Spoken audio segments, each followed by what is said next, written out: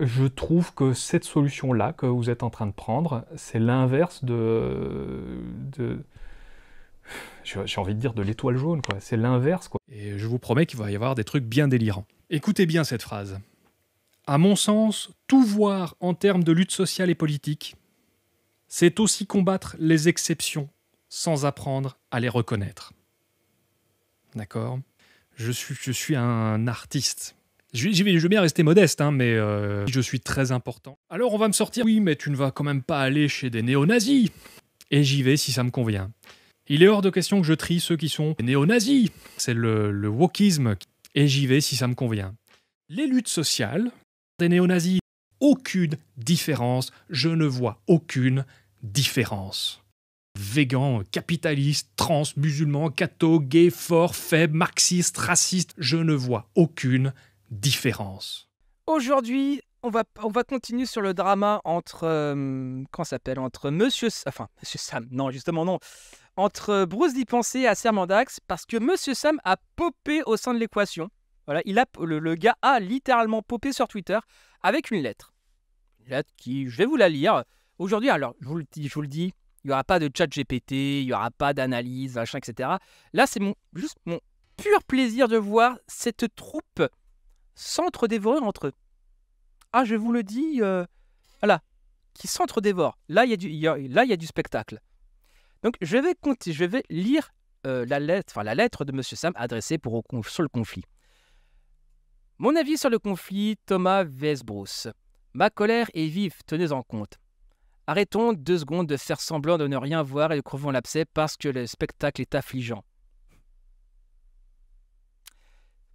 Ça va être dur de ne pas react à chaque ligne quand même. Hein. Ça va être dur.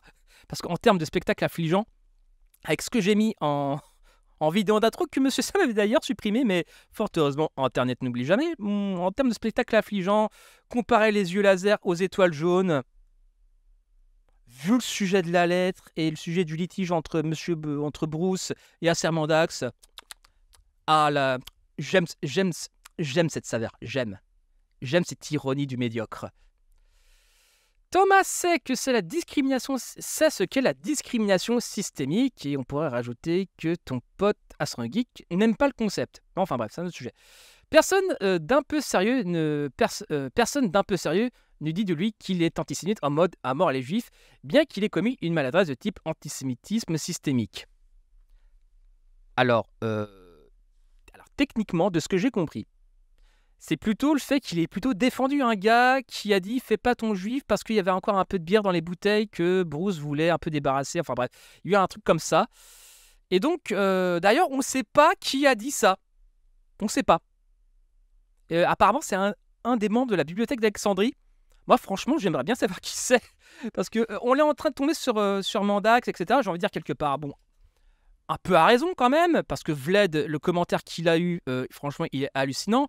Et par rapport au commentaire de Vled, qui illustre très bien, on va dire, le relatif balèque de la gauche sur l'antisémitisme dans nos propres milieux, je vous invite à aller voir l'appli que j'ai faite avec l'historien Michel Dreyfus, L'antisémitisme à gauche, histoire d'un paradoxe, qui est à la base un livre, et j'ai invité son auteur pour parler de ce livre chapitre par chapitre. Et donc, abonne-toi, etc., etc.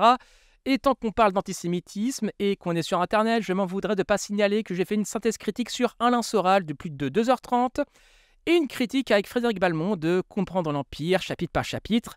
Abonne-toi, active la cloche, tout est dans la description. Mon Dieu, ce placement de produit. Et je mettrai aussi les livres de Robert Hirsch et de Moshe Poston sur le sujet, parce que c'est des livres importants sur l'antisémitisme et la gauche. Enfin bref. C'est identique aux discriminations systémiques homophobes en provenance des non-homophobes ou de racisme systémique chez un non-raciste, etc. etc. Bon, je ne vais pas rebondir à chaque truc parce que sinon ça me prendrait 2 heures. Il le sait puisqu'il mène ce combat lui-même. Non, ce n'est pas parce qu'il a commenté un fasciste que tout cela se passe. C'est très probablement que par fierté, j'assume la conjecture, qu'il déplace encore une fois la cible, refusant de bêtement reconnaître ce qu'il a dit des conneries, et car il est humain comme tout le monde, qui aurait mis fin au conflit dans l'instant. En vrai, il y a beaucoup de dramazettes qui seraient résolus comme ça, en vrai. Et bon, vu le melon des gars en face. Oui, il est très probablement vengé de manière immature en partageant des contenus critiques sur la vidéo QI de Bruce sans avoir vu l'une des 2 vidéos partagées, celle de Bruce. Aujourd'hui, je me le demande, qui n'aligne pas un seul propos clean et fait des accusations graves. Alors, la vidéo sur le cul, je ne l'ai pas vue. En général, ce genre de truc de cul, je m'en bats un peu les couilles. Mais je devrais peut-être regarder cette semaine, effectivement. Bruce, lui, met les potards à fond et ne concède rien à Thomas. Il n'est stricto sensu pas gentil. Parce que tout le monde sait que c'est pas gentil d'être méchant. Ce truc de gamin gentil méchant, c'est très enfantin. Bon, pourquoi pas. Il est en mode machine procédurière qui en a ras-le-bol et s'est mis en tête de ne donner aucune chance à Thomas, seul reconnaît ses maladresses, quitte à broyer la tronche en biais et ses 10 ans de taf sans état d'âme, ce qui est bien sûr totalement disproportionné. Bah effectivement, enfin, la zététique fut un temps, c'était, la tronche en biais, c'était une référence, quoi. Bon, je parle d'un temps que les moins de 20 ans ne peuvent pas connaître, parce que là, je parle d'une période de YouTube où c'était ce qui dominait, c'était les vidéos complotistes noir et blanc avec la musique de Requiem for a Dream. Effectivement, un gars dans ce contexte-là qui dit ouais, source et sophisme, effectivement, à cette époque, ça a eu son petit effet. Il y a eu la tronche en biais, vraiment. Ouais, il a un peu changé la face du YouTube français sur ça, effectivement. Et même si je peux pas blairer le gars, et si je fais Vlad aussi d'ailleurs, sur ça, franchement, lui enlever, ça serait vraiment être le dernier des salauds. Je continue. Et ça ne s'arrêtera pas au moindre geste de mauvaise foi de Thomas. Bruce suivra la mise sans lui faire le moindre cadeau. J'ai envie de dire, vu ce que Vlad a... À un moment donné, Bruce sur ça, il a un peu raison quand même. Hein. Putain, c'est... Enfin, la déclaration de Vlad, en soi, elle est ouf, en fait. Là, j'ai peut-être un peu allé dans le sens de Thomas, tu vois. C'est là... dans le sens de Thomas. Dans le sens de Bruce, pardon. C'est... la phase de Vlad, elle est ouf, en fait. Enfin, bref. Je vais pas m'excuser ça pour une autre fois. Vous le sentez, je dois avouer que sans cautionner du tout sur la méthode, je comprends Bruce et je comprends plus Thomas, qui se prend ici encore et toujours le même, meilleur dans la mauvaise foi, très mal placé.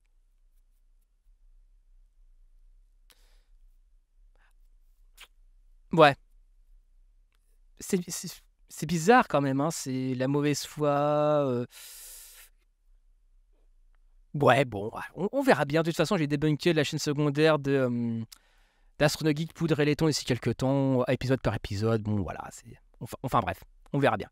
Aujourd'hui, la tronche en biais nous dit à la fois tout ce qu'il faut faire et nous montre tout ce qu'il ne faut pas faire. Ne pas rebondir là-dessus. Voilà mon avis et celui de beaucoup de gens qui ont trop de respect pour ce qui est positif chez Thomas, pour oser le dire. Le respect pour Thomas, moi je pense que le respect pour Thomas au sein de la zététique, il est mort depuis longtemps. Je pense que c'est surtout, en fait, c'est une figure d'autorité. C'est comme l'a dit, en fait c'est là où je trouve assez hypocrite. Enfin, assez, même beaucoup hypocrite. On le sait, moi personnellement, je le sais depuis assez longtemps que Thomas, il est plus tellement apprécié, et je fémise beaucoup la chose, dans les cercles sceptiques, même Internet.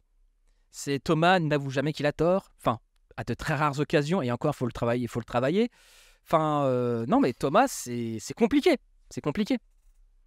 C'est compliqué. Enfin, lui faire avouer qu'il s'est planté, c'est pas simple, on va dire. Maintenant, je vais vous dire de quoi j'ai peur, puisque ça devient un complot à la mode de chercher une explication au silence relatif des Z. Ne pas trop en dire, ne pas trop en dire. Tu ne sais rien, Martin, tu ne sais rien Tu ne sais rien dans la sphère sceptique, tu n'es au courant de rien, tu es au courant de rien, tout est bien, tout est cool. Tu ne dis rien, Martin, ne dis rien, ne dis pas de dinguerie. Tu vas aller en prison. Bien sûr que Thomas est la figure de la Z. En donnant mon avis, je fais du mal à quelqu'un que j'apprécie humainement pour les bons moments passés ensemble et à la belle personne que j'ai rencontrée IRL. Et là, j'ai envie de dire, là, j'ai envie de dire, gros, nique ta mère. Nique ta mère. Non, là, c'est bon. Et une belle personne que tu as découverte IRL. Dois-je te rappeler, mon garçon, le rouquin des Ardennes à Béret, que tu es allé sur la chaîne de Pseudélique qui sous-entendait des bails pédos sur Mandax, extrait. on s'en fout, je suppose, parce que Dalibor, finalement, c'est un clown, c'est juste un mec sympa, et c'est en substance ce que Monsieur Sam et Gaïs sont allés lui dire, il y a quelques semaines. Ils sont allés chez lui, voilà, il les a invités, ben, ils sont venus, et ils ont papoté, voilà. Au lieu de le mettre face aux conséquences de ce qu'il dit, des rumeurs qu'il répand, des accusations qu'il diffuse, des harcèlements qu'il encourage, bah, ils ont tapé la causette en mode de la zététique c'est sympa, mais tu fais partie du clan, mais viens, mais oui, mais on t'aime bien, t'es un rigolo, t'es juste un sale gosse, il faut que ton public nous rejoigne. Comme Psycho qui peut dire non, j'ai jamais rien dit sur la pédophilie, il a sous-entendu des trucs qui peuvent laisser entendre, par exemple pour la Tonchambier ou d'autres, qu'effectivement ils pourraient être des pédophiles. Même si il s'est moqué effectivement de la comment ça s'appelle comment ça s'appelle la tenue là pour enfants, la truc pour enfants là il a rigolé c'est vrai. Mais à un moment donné où il a laissé des sous-entendus qui pourraient amener à penser que c'est dangereux, ça peut être dangereux. S'il y a eu des choses comme ça. Et t'es allé sur la chaîne du Serbe et t'es allé lui lécher abondamment le fiac. Mais c'est quel niveau de sourasse en fait là Enfin, c'est quel. Enfin, si tu fais ça à tes potes, moi je veux dire, tu fais quoi tes ennemis? Enfin, quelque part, j'en ai un peu une vague idée. Tu vas foutre des détectives au cul. Mais vraiment, les gens qui t'ont vraiment fait du mal en fait. Si à tes potes t'es capable d'être aussi soumise à un espèce de désinformateur notoire qui a 10 plaintes au cul et qui sous-entend que ton pote a des bails plus ou moins pédos, en fait, voilà, je vais être très clair, il aurait fallu que Psyo fasse quoi pour que tu lui tiennes tête, en fait? Non, je te pose la question à toi, Thomas. Enfin, pas à toi, monsieur Samuel, je te pose la question. Il aurait fallu que Psyo fasse quoi pour que tu portes un peu tes balls et que tu les poses sur la table et que tu te dises à Psyodic, voilà ce que tu as fait à un moment donné, pour que tu le confrontes. Il aurait fallu qu'il fasse quoi, en fait? Parce que la pédophilie, ça passe. Le sous-entendu, ça passe. Et tu dis que c'est ton pote, Mandax. Mais je crois, mais à ce tarif-là, t'as pas d'amis, en fait. T'as pas d'amis. T'as que voilà, des échanges marchands, à la rigueur, mais t'as pas d'amis. Enfin, moi, mes amis me font pas ça, en fait. Enfin, des gens que je considère comme des amis, quand il y a quelqu'un qui sous-entend des bails un peu chelous, tu vois, de cet ordre-là, bah, ils sont choqués, et puis ils disent, ouais, mais non, le gars raconte de la merde. Bon, voilà, c'est la base, en fait. À moins que tu croyais réellement que Mandax était pédo. Enfin, je comprends pas le délire. Tu sais, enfin, tu essayais de quoi? Tu essayais de suivre Psychodélique pour qu'il finalement soit gentil avec vous? Mais vous êtes soumis, en fait. Vous êtes des conformistes de première.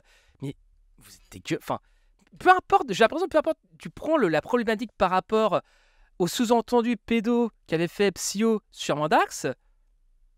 En fait, vis-à-vis de vous, c'est.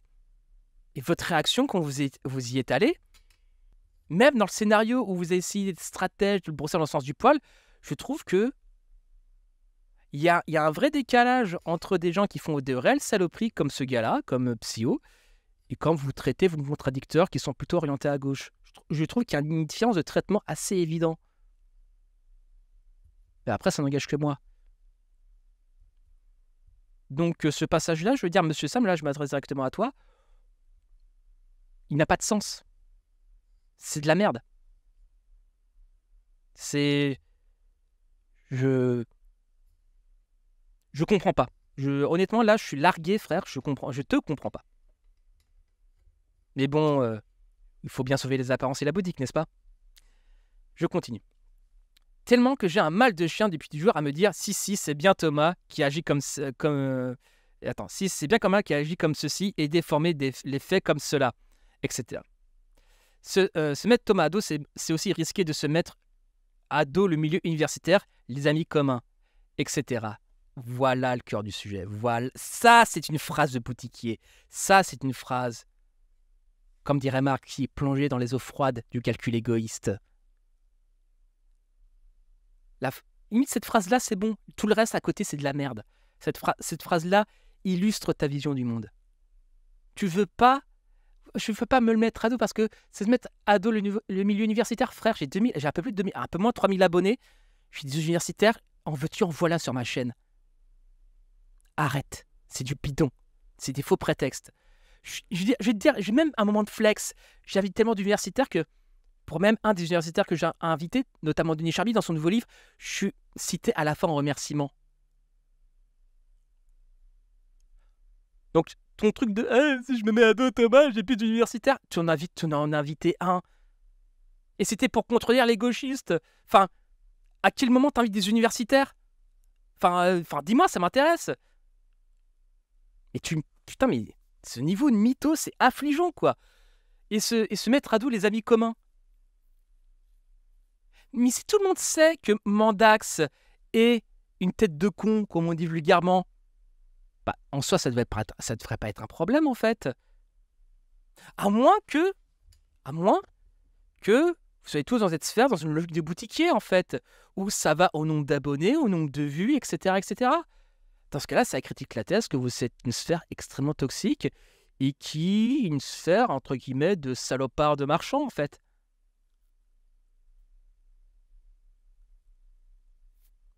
Chacun se fera son avis sur cette phrase, mais moi, je trouve cette phrase révélatrice. Révélatrice.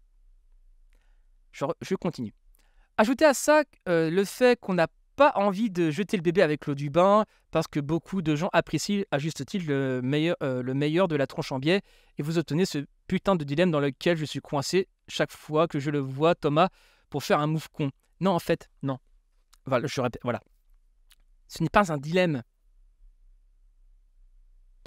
En vrai, il n'y a pas de dilemme. Il y a un dilemme si tu te mets dans une posture de boutiquier, en fait. Parce que tu dis, si je critique Thomas, ça va me fermer des portes. C'est à peu près ça l'idée. Mais en soi, vous êtes là à parler de gentillesse, de machin, de Willy Wook sont des connards, nanani, ils sont toxiques. Mais qu'on lit un petit peu entre les lignes de la lettre, bon, en fait, c'est pas flatteur pour votre sphère, en fait. C'est un peu chelou. En fait, la vérité, vous en avez rien à foutre. Vous fonctionnez à la fame, au fit, etc., etc. En soi, je peux comprendre. Je suis youtubeur aussi. Bon, podcasteur plus précisément. Mais au fond, je peux comprendre. Mais à un moment donné, il faut faire des choix, en fait. Il faut faire des choix. Et là, l'absence de choix est quand même un choix. C'est-à-dire que je veux à la fois la fame, je veux le soutien de Mandax, mais à la fois, entre guillemets, c'est un sale con. Bah, qu'on veut pas. Vous n'avez aucun mal à dénoncer la wokisation de la zététique devant des milliers de gens et vous êtes incapable de trancher cette question. Mais vous êtes bidon, mais vous êtes affligeant, vous êtes des impostes, vous êtes des charlatans. Loin de moi l'idée de faire la morale, etc., etc. Moi, il m'a fallu du temps avant que je me bouge le cul par rapport à ma secte. C'est même pas ça, c'est même pas ça le problème. Quand tu écris la lettre, Monsieur Sam, est-ce que tu vois le début du problème, en fait? Est-ce que tu vois un petit peu le contexte? Vivre, c'est choisir. Et donc, à un moment donné, dire à Mandax, non, maintenant, je vais faire de la Z dans mon coin, sans le bail idéologique que tu perçois, blablabla, wokisme, enfin, toute la théorie du complot à cheveux habituel, tu vois? Voilà. L'algo sans fin. Putain, mais... Enfin, bref... Enfin bref, putain, mais le gars, oui, j'aime Mandax, alors que le gars valide le gars qui insigne de la pédophilie. Oui, mais si je dis merde à Mandax, les universitaires, les vues, les feats. Putain, mais ce tiers de connards de youtubeurs, putain, mais c'est affligeant, quoi. Ces mecs, ils se noieraient dans un verre d'eau, c'est incroyable. Dire un nom clair et tranché, avoir un peu les balls de dire, voilà, non, pour moi, ça le fait pas, point à la ligne. Voilà, on se sépare, voilà. Voilà, chacun de son côté, et puis on fait pas de drama. Est-ce que c'est si inenvisageable que ça? Bref, on continue. Un dilemme qui enfle le dossier depuis 10 ans. Un dilemme que je ne suis pas le seul à ressentir. On est un sacré paquet à l'avoir vu comme ce dilemme. Hein. On est un sacré paquet. C'est puéril et encore évitable. Si demain Thomas fait un tweet et qui dit « Je reconnais être tombé dans le piège de l'antisémitisme systémique. Je reconnais avoir été un peu trop revanchard en partageant une vidéo sans la regarder. Même sans demander d'excuses, tout s'arrête net. J'en mets ma main au feu. Cet énoncé est non seulement la vérité, tu auras dû mettre vérité avec un V majuscule, mais c'est aussi très facile à faire et on demande tous que ça se passe, que ça cesse, pardon. Qui a pour tête sur X... Ce qui peut être détruit par la vérité doit être détruit par la vérité. Alors, je lui ai dit tout ça à Thomas et il m'a dit d'aller cordialement me faire foutre. Et je pense que Thomas a eu raison de t'envoyer te faire foutre. au-delà de l'aspect tête de con de Thomas, je veux dire, on le voit tous, frère. Et gars, on n'est pas dans la sphère sectique, on le voit tous. On voit tous Thomas. Et Vlad aussi par la même occasion. Mais on le voit tous. Mais je pense que Thomas a raison de fin. De ce que je vois, moi personnellement, juste sur le bail, pédophilie et lécher le cul du psycho, je t'aurais dit, je t'aurais envoyé un message, je t'aurais dit, toi et moi, voilà, toi par là, moi par là, fini, efface mon numéro, on n'a plus rien à faire ensemble. Et je t'aurais juste envoyé ça. Voire même, peut-être même, j'aurais juste pris ton numéro, je l'aurais effacé et je t'aurais ignoré. Tout simplement. Et ça, je l'ai fait ça plus d'une fois d'ailleurs. Quand j'avais dans mes jeunes années, je m'aimais bien aller rentrer dans le truc, polémiquer, nanani, tu m'as trahi, bon, attends, ça n'a plus aucun sens, j'ai 37 ans. Quelqu'un qui me fait un coup de cet ordre-là, je prends son numéro, j'efface et je lui donne plus jamais de nouvelles. Voilà. Je pense que c'est la seule chose à faire. Voilà.